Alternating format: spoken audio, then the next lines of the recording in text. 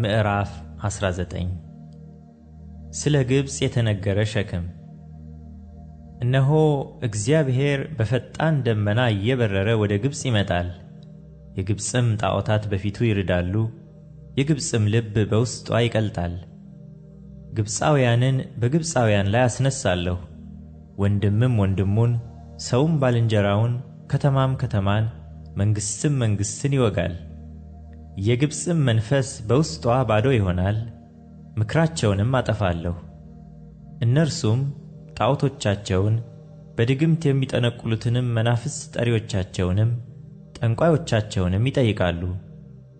ግብጻውያንንም በጨካኝ ጌታ እጅ አሳልፌ እሰጣለሁ፣ ጨካኝ ንጉሥም ይገዛቸዋል፣ ይላል የሰራዊት ጌታ እግዚአብሔር። ውኆችም ከባሕር ይደርቃሉ፣ ወንዙም ያንሳል ደረቅም ይሆናል። ወንዞቹም ይገማሉ፣ የግብጽም መስኖች ያንሳሉ ይደርቃሉም። ደንገልና ቄጠማ ይጠወልጋሉ።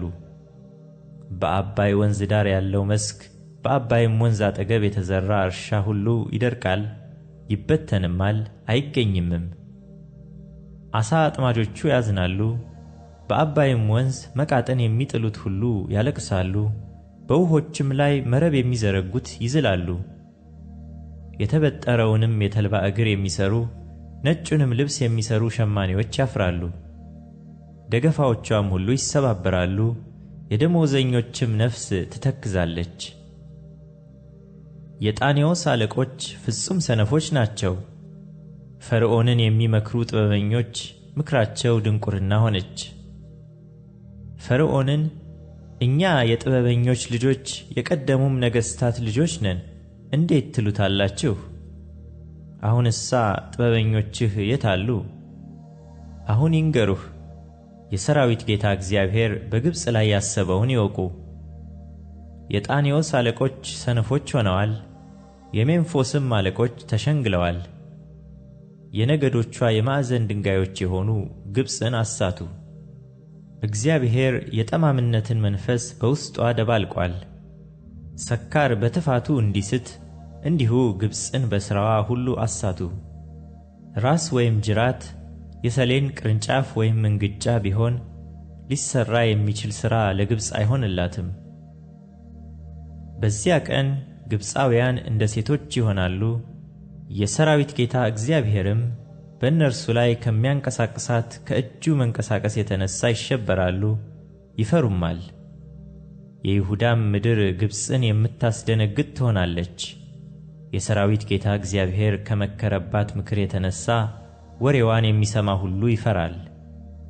በዚያ ቀን በግብጽ ምድር በከነዓን ቋንቋ የሚናገሩ በሰራዊት ጌታ በእግዚአብሔርም የሚምሉ 5 ከተሞች ይሆናሉ።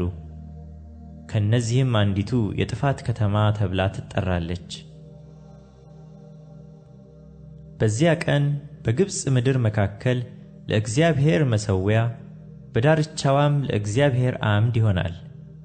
ይህም ለሰራዊት ጌታ ለእግዚአብሔር በግብጽ ምድር ምልክትና ምስክር ይሆናል። ከሚያስጨንቋቸው የተነሣ ወደ እግዚአብሔር ይጮኻሉና እርሱም መድኃኒትንና ኃያልን ሰድዶ ያድናቸዋልና። በዚያም ቀን እግዚአብሔር በግብጽ የታወቀ ይሆናል፣ ግብጻውያንም እግዚአብሔርን ያውቃሉ። በመሥዋዕትና በቁርባን ያመልካሉ፣ ለእግዚአብሔርም ስእለት ይሳላሉ፣ ይፈጽሙትማል። እግዚአብሔርም ግብጽን ይመታታል፣ ይፈውሳታልም። ወደ እግዚአብሔርም ይመለሳሉ፣ እርሱም ይለመናቸዋል፣ ይፈውሳቸውማል።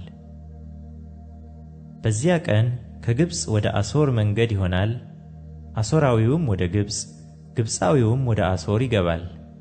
ግብጻውያንም ከአሦራውያን ጋር ይሰግዳሉ።